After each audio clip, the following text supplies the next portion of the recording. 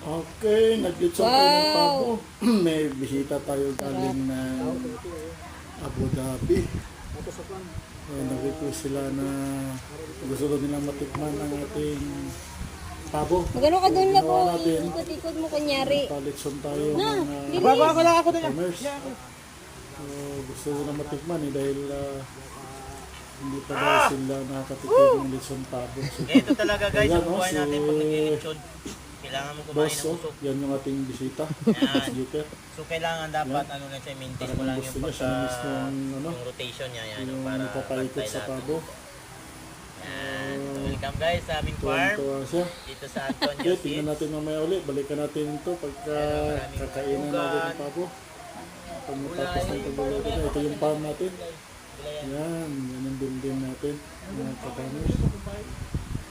Okay, ito yung Kuya Bob ninyo. Yan, o. Yan. So marami tayong tanim dito actually. Yan.